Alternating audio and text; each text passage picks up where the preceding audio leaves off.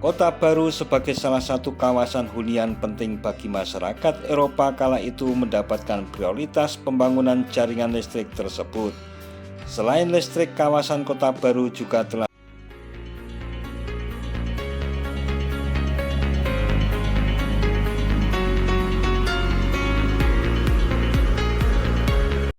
Assalamualaikum warahmatullahi wabarakatuh.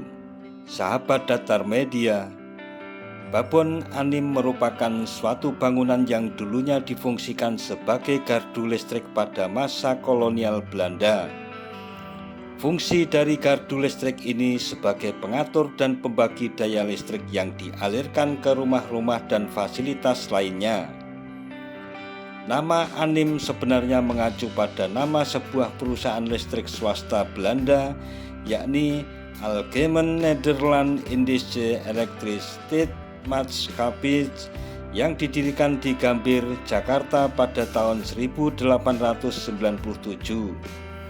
Anim merupakan perusahaan yang berada di bawah NV Handelsvennootschap yang sebelumnya bernama Mainz & Co. Perusahaan ini berkedudukan di Amsterdam, Belanda.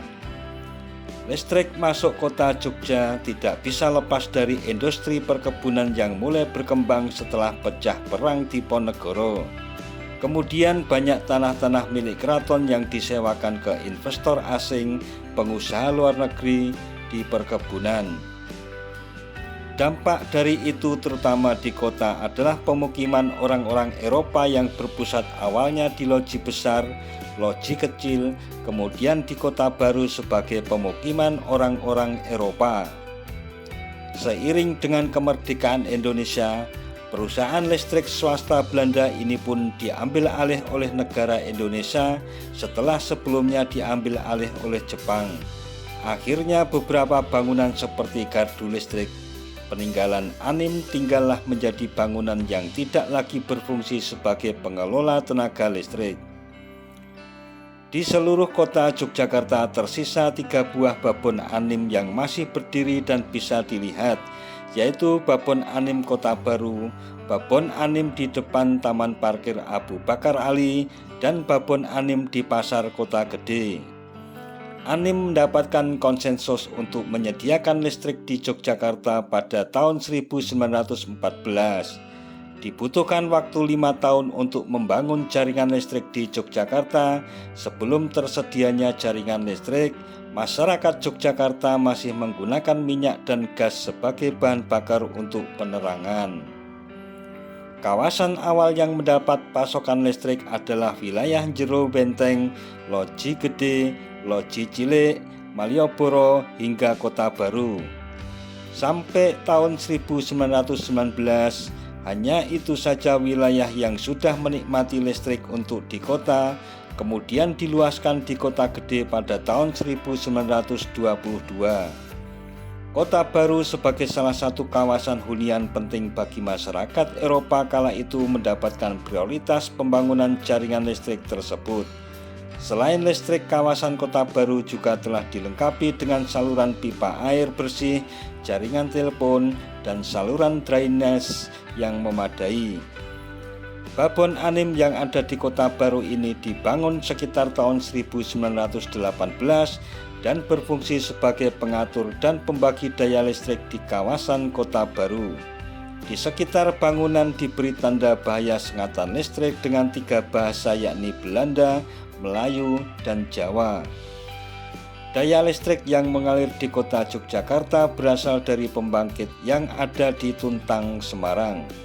Pembangkit yang digunakan merupakan tenaga air yang bersumber dari Ambarawa. Pemerintah kolonial Belanda mulai membangun jaringan listrik dari Semarang ke Yogyakarta sejak tahun 1904 dan baru selesai pada tahun 1918. Pada tahun 1919 terjadi peningkatan permintaan sambungan listrik di Yogyakarta yang membuat Anim memutuskan untuk membangun pembangkit listrik tenaga diesel.